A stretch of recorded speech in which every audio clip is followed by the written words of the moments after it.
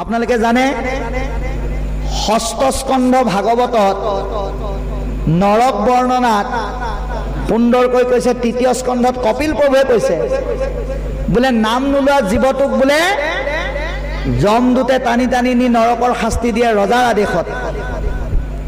এতিয়া এটা কথা মনত ৰাখিব, নৰক স্বৰ্গ বৈকুণ্ঠ বুলি কিন্তু বেলেগ জেগা নাই। ভাগৱতে সিদ্ধান্ত দিছে এৰাম স্বৰ্গ নৰক যিটো দেখা ঐতে দেখা আই কত সুখী কত দুখতে প্ৰাণ যায়। আপুনি আপোনাৰ এই সংসাৰখনতে আটাইকেইটা আছে। কি কি আছে? সংসাৰতে স্বৰ্গ আছে। কেনেকৈ? আপুনি যেতিয়া কাৰোবাৰ বিষয়ে সুধিব বোলে আমুকৰ অৱস্থা কেনেকুৱা, কি ক'বা তাৰ জয় জয় মই একে স্বৰ্গ সুখ, ধন টকা পইচা ঐশ্বৰ্য বিভূতি গাড়ী মটৰৰ একদম একোৰে অভাৱ নাই। আৰু দুখ নৰকৰ দুখ ইয়াতে আছে বোলে। কেনেকৈ? মানুহ তোলে চাবই নোৱাৰি, একদম 20টা মূত্ৰৰে লেটি খাই আছে, কোনো চাওঁতা নাই। এয়াই নৰকৰ দুখ। বৈকুণ্ঠৰ সুখ আজি আপোনালোকৰ এই প্ৰাথমিকৰ নামঘৰত আছে। গতিকে এয়া আমি প্ৰত্যেকেই উপলব্ধি কৰিব লাগিব। সেইকাৰণে সিদ্ধান্ত দিছে নৰকৰ দুখ আৰু স্বৰ্গৰ ভোগক অতিক্ৰম কৰি বৈকুণ্ঠৰ সুখ আজিৰ দৰে সৎসংগত ল'বৰ কাৰণে চেষ্টা কৰা, নহ'লে যমৰ যাতনা কিন্তু ইয়াতে ভুগিবা। আচন্ত ঈশ্বৰ কৃষ্ণ তাৰ আগতে কৈ গ'ল পৰম সুহৃদ নিজ আত্মা মহাহৰি। পৰম পুৰুষ ভগৱন্ত আমাৰ আত্মা। গতিকে কি বুলি কৈছে? যাই আদি কালি কৰি আয়ুস নিৰন্তৰ কৃষ্ণৰ চৰণে লৈও শৰণ সত্তৰ। গতিকে আমি সংসাৰত সময়ৰ লগত গতি কৰি গৈ আছো। আজি 2024 চনৰ আজি এই যিটো তাৰিখ, এই তাৰিখটো আমি আৰু জীৱনত কেতিয়াও আমি বিচাৰিলেও নাপাওঁ। আমি অহাকালিলৈ আজিৰ দৰে ৰাতিপুৱা দুপৰীয়া আবেলি সকলো হ'ব, কিন্তু 2024 চনৰ আজিৰ তাৰিখটো আৰু আমাৰ জীৱনলৈ নাহে। যিটো ভাগৱতৰ প্ৰথম স্কন্ধত কৈছে কি বুলি?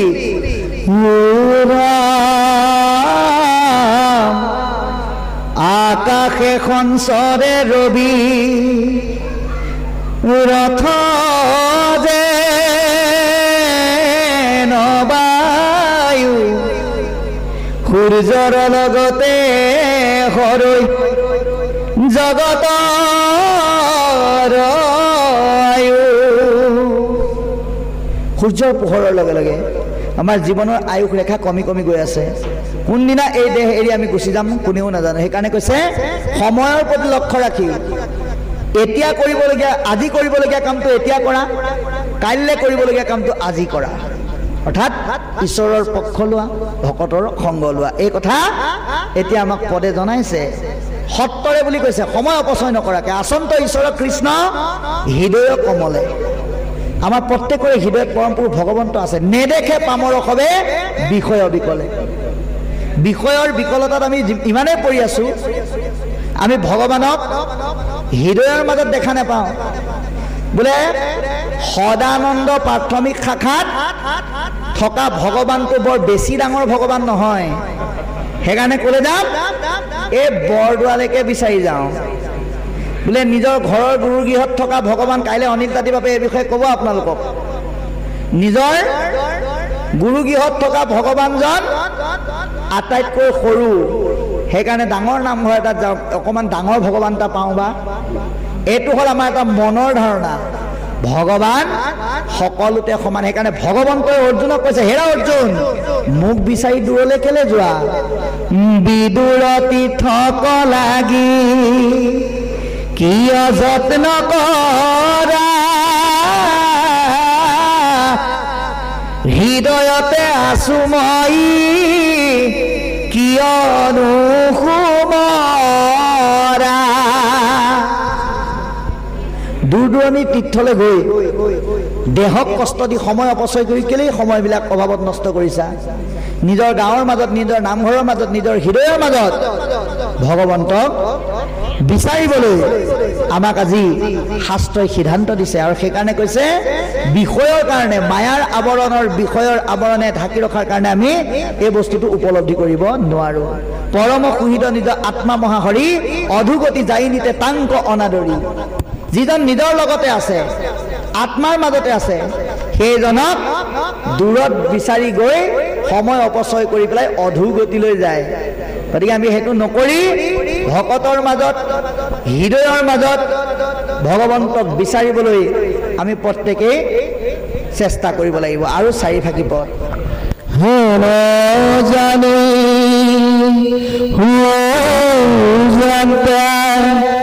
কৃষ্ণ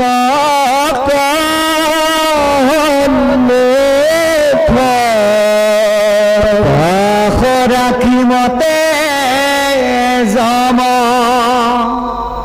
যাতনাৰ দুখ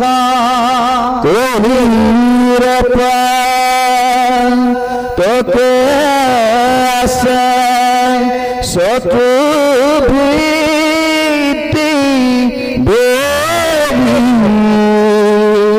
ৰাম ৰাম বুলি নাও পাপে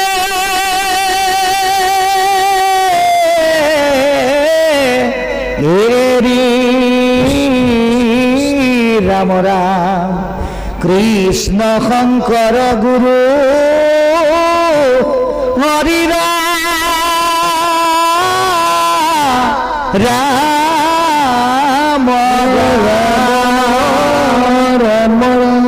গতিকে কি বুলি ক'লে? হেন জানি হুয়ো জানতে কৃষ্ণ তখন মোক পাহৰা কিমতে যম যাতনাৰ দুখ। যমে কাক ধৰিব? কৃষ্ণৰ বিমুখীসকলক ধৰিব, সন্মুখীসকলক নধৰে। সেইকাৰণে নাৰদৰ বাণীক মন দিয়ক, কালে কৰ্মে মিলাই বেক বিষয়ৰ সুখ। বিষয়ৰ যিটো সুখ, সেইটো সময় আৰু কৰ্মই আপোনাক বিচাৰিলেও দিব, নিবিচাৰিলেও দিব।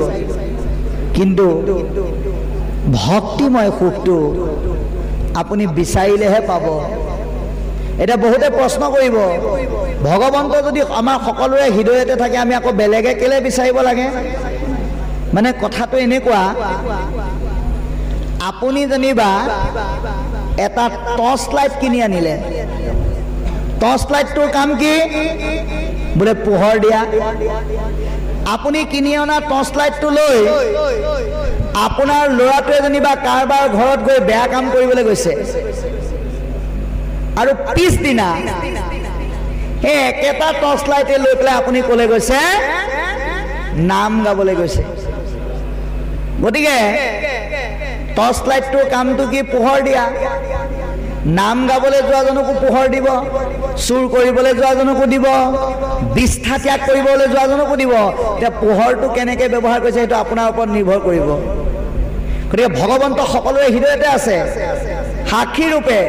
সেই পোহৰটো আপুনি কেনেকৈ ব্যৱহাৰ কৰিছে আপোনাৰ ওপৰতে নিৰ্ভৰ কৰিব। এজন মানুহে এদিন এখন দোকানলৈ গ'ল, গৈ পেলাই দোকানীক ক'লে, হৰি দোকানী, মোক এটা ছাতি দিয়কচোন। দোকানীয়ে বোলে কেনেকুৱা ছাতি লাগে? বোলে একেবাৰে আটাইতকৈ দামী ছাতি এটা দিয়ক। দোকানীয়ে বোলে আটাইতকৈ দামী ছাতি, একদম চবতকৈ দামী ছাতি এটা উলিয়াই দিলে আৰু সুধিলে, বোলে এইটো দাম কিমান? বোলে 490 টকা। বোলে এইটো ছাতি মোক নালাগে। বোলে কেলে? বোলে ইমান কম দামী ছাতি মই ব্যৱহাৰ নকৰোঁ। বোলে এইটো বহুত দামী, 490 টকা। বোলে কিমান দিন চলাব পাৰিম? বোলে এইটো ছাতি আপুনি কিমান দিন পাৰিব? খুব বেছি 6 বছৰ 7 বছৰ ধুনীয়াকৈ চলাব পাৰিব। তে গ্ৰাহকজনে কৈছে, মোক এনেকুৱা ছাতি নালাগে, মোক এনেকুৱা এটা ছাতি দিয়ক যিটো ছাতি নেকি মোৰ 3 পুৰুষৰ নাতিলৈকে চলাব পাৰে। এতিয়া দোকানীয়ে কৈছে, সেইটো ছাতি মোৰ দোকানত নাই, আপুনি বেলেগত বিচাৰি যাওক।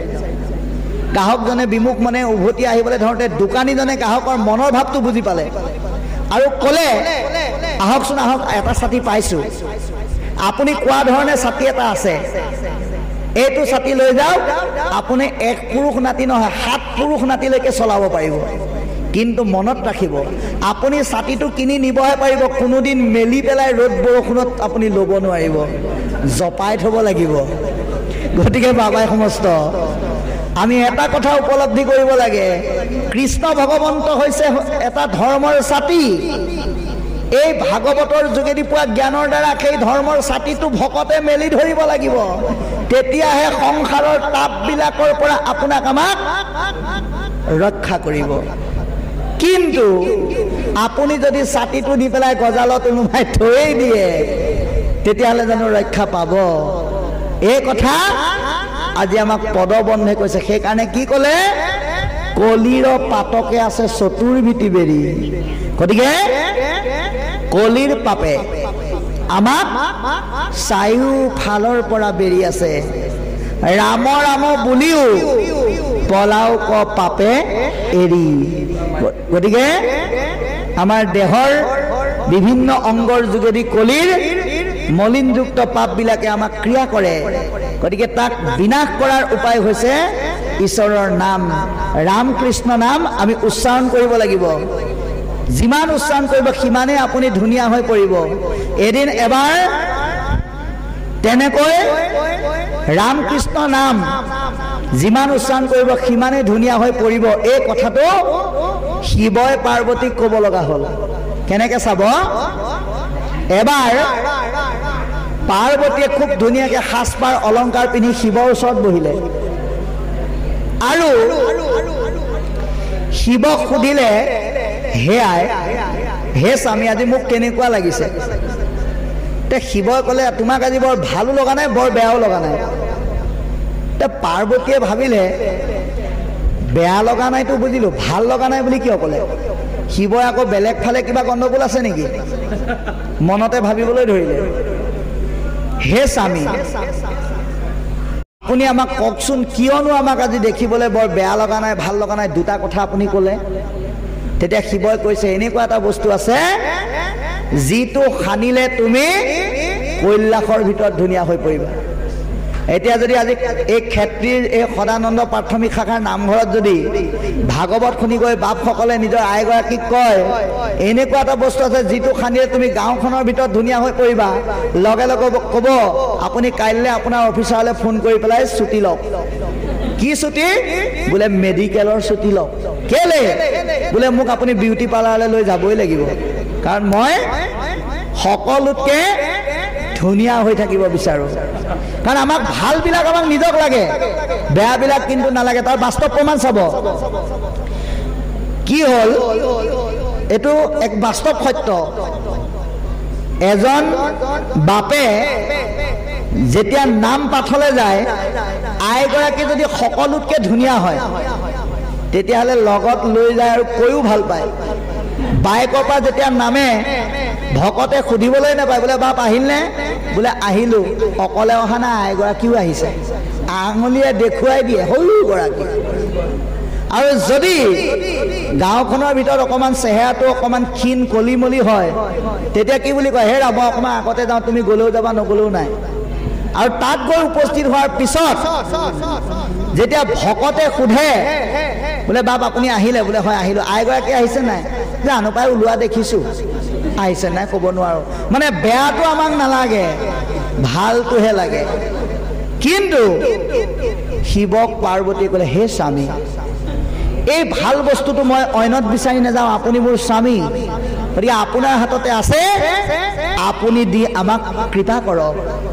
তেতিয়া শিৱই পাৰ্বতীক সেই বস্তুটো প্ৰদান কৰিছে। কি দিলে?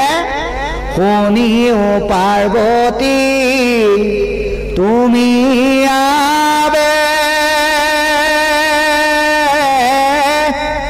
ৰাম ৰাম ৰাম বোলা যেবে তোমাৰ বদন হইবে শ্ৰেষ্ঠ মূল্য ৰাম ৰাম ৰাম ৰাম বুলি ৰাম ৰম সৰ্বক্ষণ জানা ৰাম নাম সহস্ৰ নামৰ দোলা জানা ৰাম নাম সহস্ৰ নামৰ দোলা। গতিকে সৰ্বনামৰ ভিতৰত শ্ৰেষ্ঠ হৈছে ঈশ্বৰৰ নাম। নামৰ এনেকুৱাই মহিমা ভগৱন্তই, মই যোৱাকালিও কৈছোঁ আপোনালোকক, ঈশ্বৰৰ নাম গালে ঈশ্বৰৰ গুৰিলৈ যাব নালাগে, তেওঁ নামৰ মাজতে ভকতৰ মাজতে থাকে। সেইটোকে আমি প্ৰত্যেকে এনেকৈ উপলব্ধি কৰিব লাগিব। কি বুলি? এ ৰাম হৰি নাম ল'বলৈ অ পাপী নালাগে যাবলৈ কাশী বৃন্দাবনত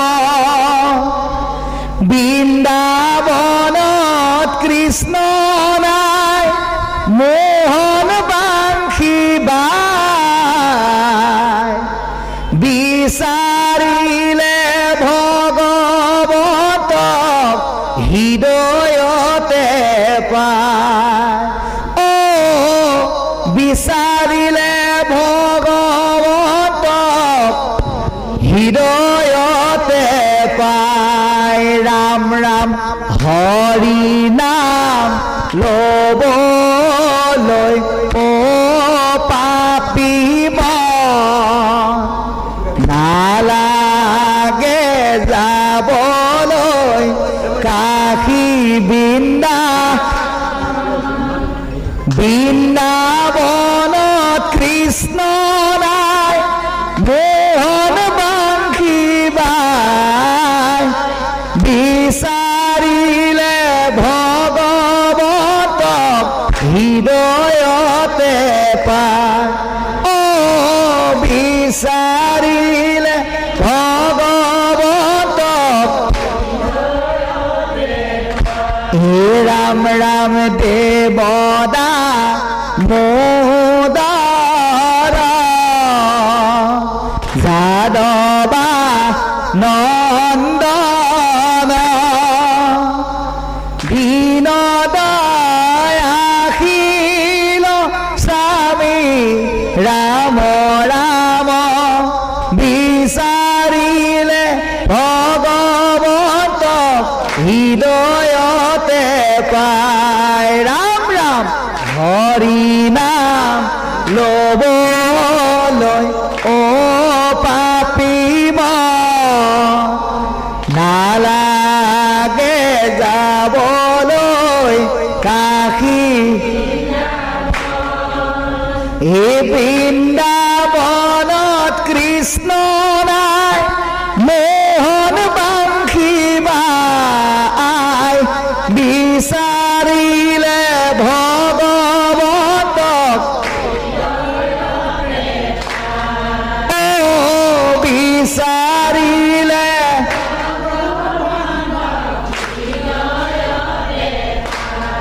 ৰাম নাম কৰা নিস্তাৰ তোমাৰ চৰণে শৰণ পখিলো আমি ৰাম ৰাম বিচাৰিলে ভগৱতক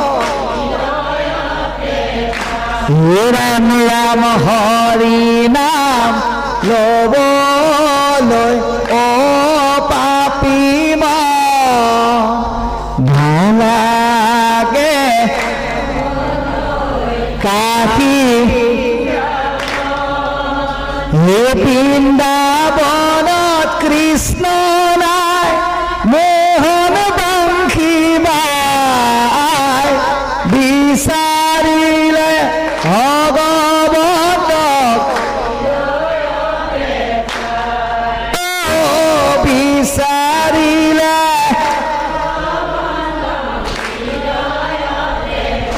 হে ৰাম ৰাম কৃষ্ণৰ বিক্ৰম দেখিৰি খৰাজ পৰম বিস্ময় মনে ৰাম ৰাম বিচাৰিলে ভগৱতক ৰাম ৰাম হৰি নাম ল'বলৈ অ পাপীম নালাগে যাবলৈ কাশী বৃন্দাবনত কৃষ্ণ নাই মোহন বাংশী বাই বিচাৰিলে ভগৱতক বিচাৰিলে বাপ পাব কৃষ্ণ হৰি নাম গুপ্ত ভৈল মনুষ্যত পূজা ৰৈল বুলি গৰ্ব কৰে দেৱগণে সেই গৰ্ব চূৰ্ণ কৰি শ্ৰীমন্ত শংকৰে আশী হৰি নাম ভকতক দিলে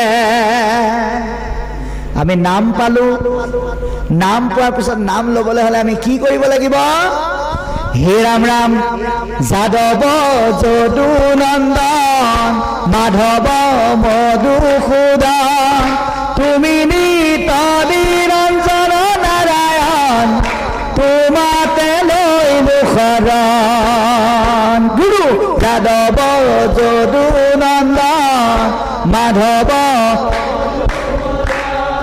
তুমি নিত নিৰঞ্জন নাৰায়ণ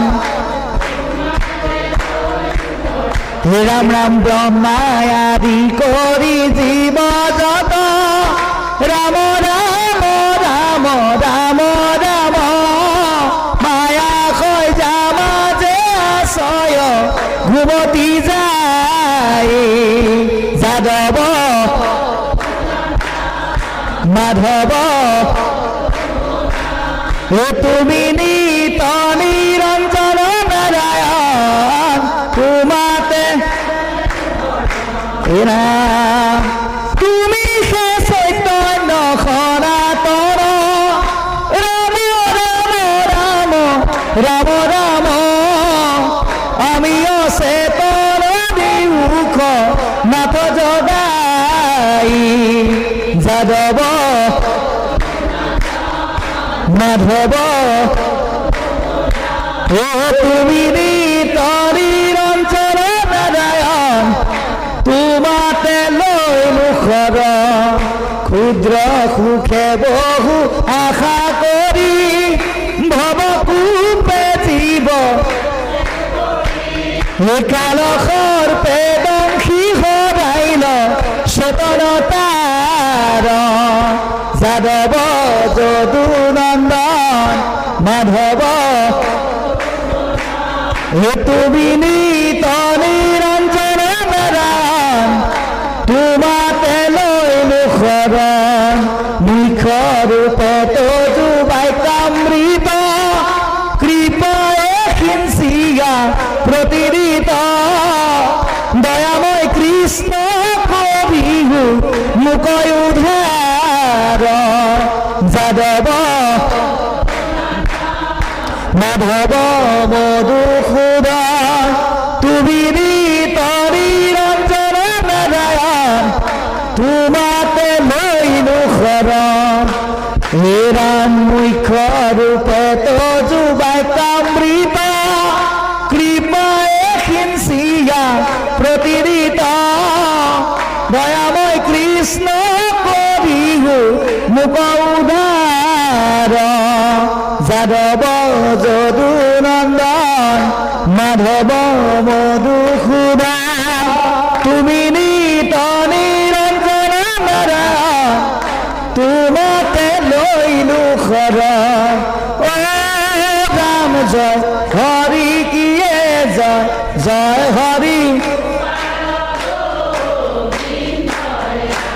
চাওক 1 মিনিট বেছিকেহে গ'ল 10:31 গতিকে বাপাই সমস্ত ভাগৱতে দিয়া এই মণিমুকুতা সদৃশ বিষয়ৰ পৰামৰ্শ আৰু উপদেশ আমি মান্যতা কৰিব লাগিব।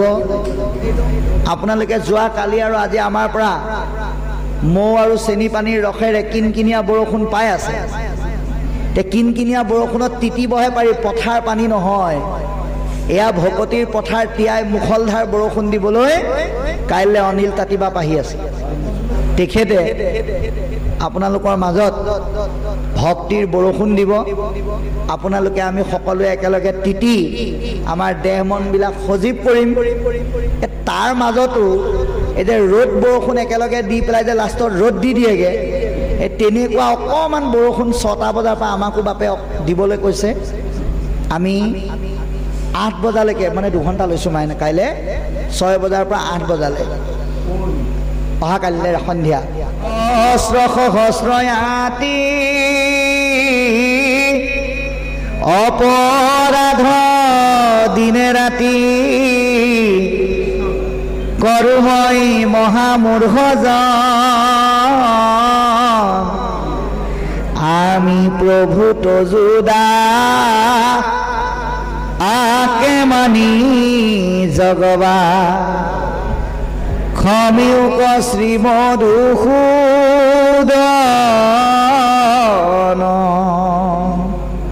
ৰাম, ক্ষমিউক শ্ৰীমধুসূদন